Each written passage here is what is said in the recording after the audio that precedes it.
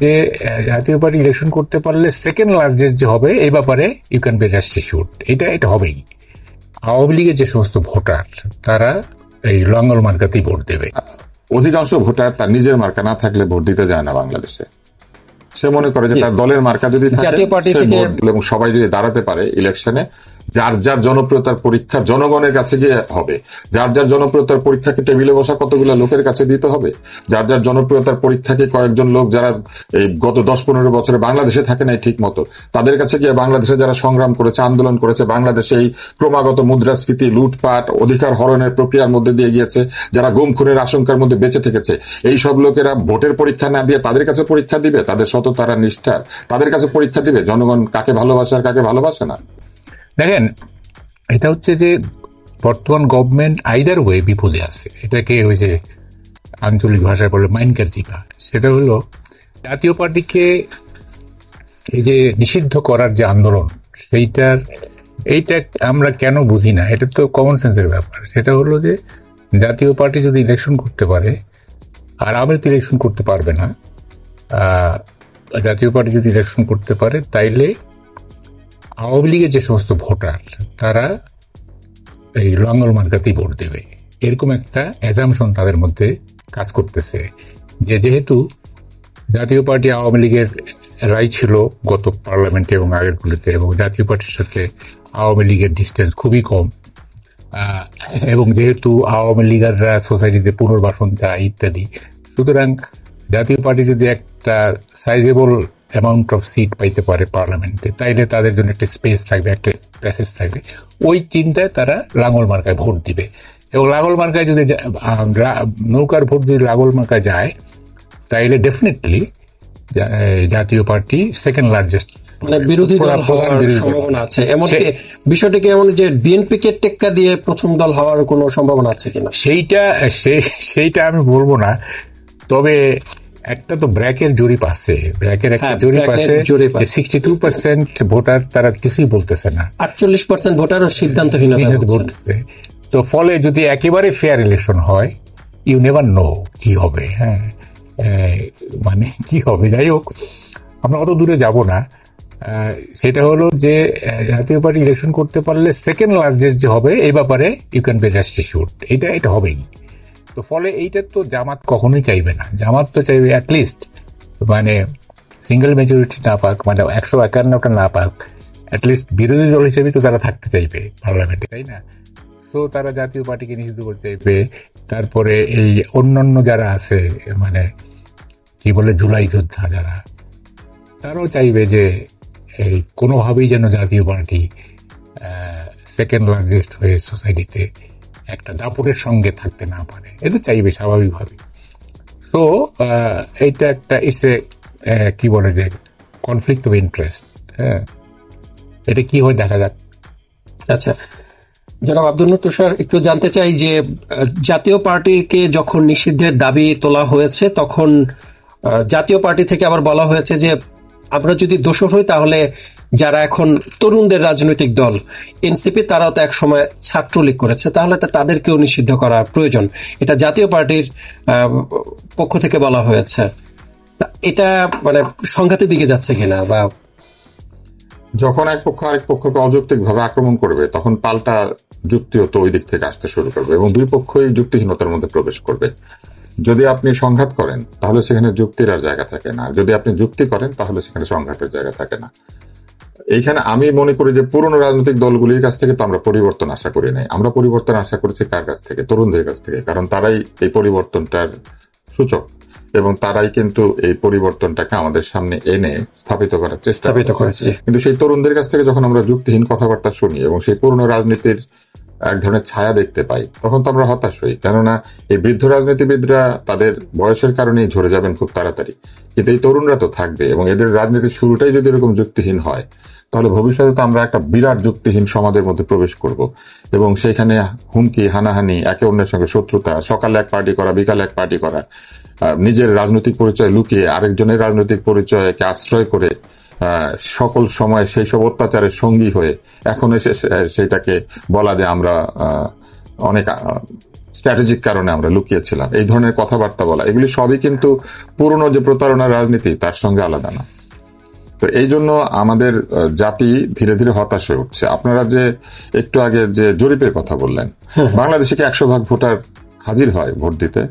তাহলে যদি 100 জনের মধ্যে আপনি জরিপ করেন এবং তার মধ্যে যদি 60 জন কিছু নাও বলে, ওই 60 জনের মধ্যে কিন্তু 40 জন ভোটই দিতে যাবে না। এটা হচ্ছে প্রথম কথা। দ্বিতীয় হচ্ছে, যদি আওয়ামী লীগাররা একত্রিত হয়ে জাতীয় পার্টির বাক্সে সব ভোটই ভরতে পারত, তাহলে আওয়ামী লীগের এখন রাস্তায় দাঁড়িয়ে মিছিল করতে পারতো, সভা করতে পারতো এবং আওয়ামী লীগের লোকজনকে পালাতে হতো না। আওয়ামী লীগের জনসমর্থন শূন্যের কোঠায় নেমে আসার কারণেই তো এই আন্দোলন সফল হয়েছে। কোটি কোটি আওয়ামী লীগের ভোটাররা, আওয়ামী লীগের সমর্থকরা যদি আওয়ামী লীগের সঙ্গেই থাকতো, তাহলে কি এইভাবে একে তো চুরি করেছে, আসলেই চোর, তারপর আবার চোরের মতো পালাতে হতো? হতো না তো। তো তাহলে এই ঘটনাটা কেন ঘটেছে? ফলে এই যে সব জরিপ হচ্ছে, এগুলা সবই হচ্ছে আমি মনে করি যে একাডেমিক এক ধরনের প্র্যাকটিস। এটার সঙ্গে মাঠের কোনো সম্পর্ক নাই। অধিকাংশ ভোটার তার নিজের মার্কা না থাকলে ভোট দিতে যায় না বাংলাদেশে।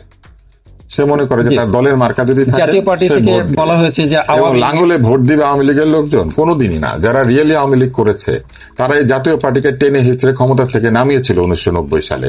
এরশাদকে তারা কোনোদিনই স্বৈরাচারের বাইরে অন্য কিছু মনে করে না। নূর হোসেন মারা গিয়েছে এরশাদের সময়, সেলিম দেলোয়ার মারা গিয়েছে এরশাদের সময়, জিহাদ মারা গিয়েছে এরশাদের সময়, তাই না? বসুনিয়া মারা গেছেন এরশাদের সময়। এত ছাত্রদের সেই সময় রক্তপাত হয়েছে। রক্তপাত কি প্রথম হয়েছে বাংলাদেশে? এত রক্তের মধ্যে দিয়ে যে 90-এর আন্দোলন হয়েছিল, আওয়ামী লীগ এরশাদের সঙ্গে রাজনৈতিক মিত্রতা করে থাকতে পারে, সঠতা করে থাকতে পারে, কিন্তু আপনাদের কি মনে হয় যে আওয়ামী লীগের যারা রিয়াল ভোটার, যারা মুক্তিযুদ্ধকে পছন্দ করে অথবা করে না কিন্তু আওয়ামী লীগকে সমর্থন করেছে বা আওয়ামী লীগের সমমনা দলদেরকে সমর্থন করেছে, এরা এরশাদের দলকে লাঙ্গলকে ভোট দিবে? এগুলো যারা বলে, এগুলো তারা বসে বসে ষড়যন্ত্র করার জন্য অঙ্ক সাজায়। এরা নিজেরা ক্ষমতায় থাকতে চায় নির্বাচন ছাড়া, এবং তারা তখন এর মধ্যে আওয়ামী লীগ, ওর মধ্যে আওয়ামী লীগ, এগুলা দেখতে পায়। আপনি রূপকথা পড়েছেন?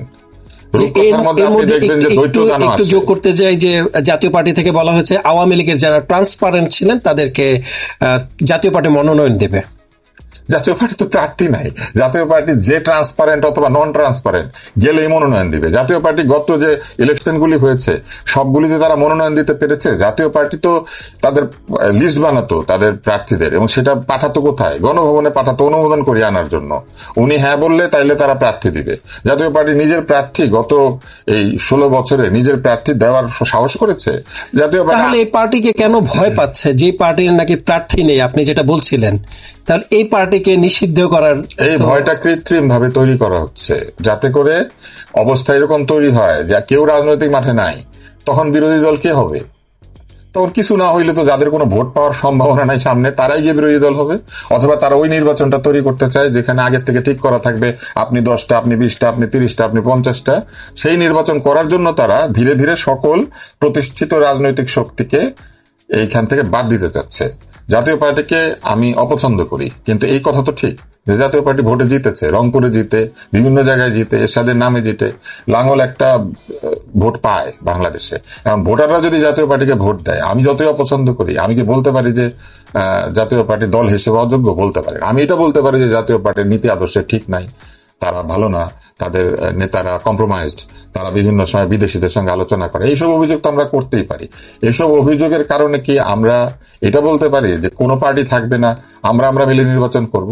এটা তো আমরা বলতে পারি না। এবং এইটা করার চেষ্টাই করা হচ্ছে যাতে বাংলাদেশের নির্বাচনী প্রক্রিয়াকে সব সময়ের জন্য বিতর্কিত করে দেওয়া যায়, যাতে এটা প্রমাণ করা যায় যে বাংলাদেশে আসলে কোনো দিনই কখনোই ভালো নির্বাচনের পরিবেশ নাই।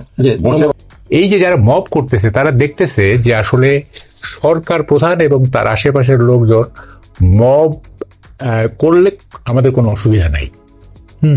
একটা গ্রিন সিগন্যাল তারা, মানে অলিখিত একটা সিগন্যাল তারা সরকার পক্ষ থেকে পাচ্ছে।